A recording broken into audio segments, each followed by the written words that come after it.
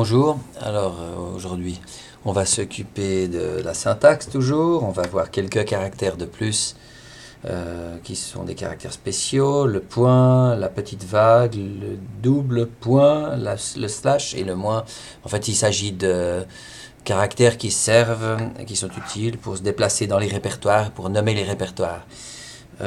Tout simplement, je suis chez moi dans mon répertoire, je tape la commande CD pour me déplacer. Alors quand je me déplace, je mets un slash pour désigner le répertoire racine. Si je ne mets pas le slash, je me déplace depuis l'endroit courant, c'est-à-dire si je fais ici CD un répertoire, on va commencer par faire ls pour voir ce qu'il y a.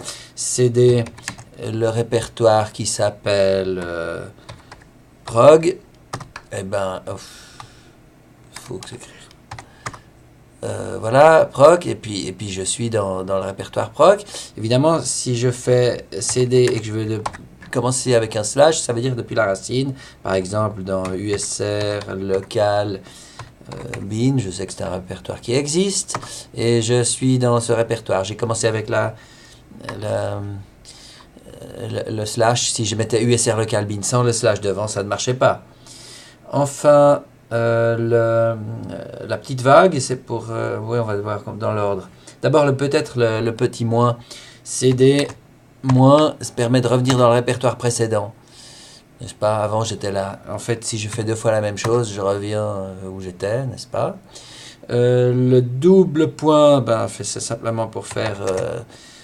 donc deux fois le point et pas deux points. C'est pour revenir en arrière, donc ça revient dans local, et encore une fois ça revient dans USR, et encore une fois je suis à la racine. Puis enfin, la petite vague nomme le répertoire personnel. Alors CD la petite vague, et je me retrouve dans mon répertoire chez moi, c'est-à-dire évidemment home prof. Puis enfin la dernière chose, c'est pour exécuter un programme qui se trouve dans le répertoire courant, par exemple. Par exemple, si je vais dans prog, non, qu'est-ce que j'ai fait là? Prog, pardon. Ensuite, je fais ls, je vois que j'ai un fichier bash qui est exécutable. Si je veux exécuter ce programme, je tape fichier,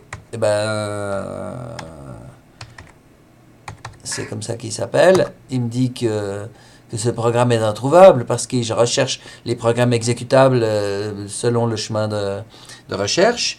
Et mon répertoire courant n'y est pas, donc je fais comme ceci, puis je tape fichier bash, et il le trouve évidemment. Ce programme ne fait rien, donc il n'affiche rien.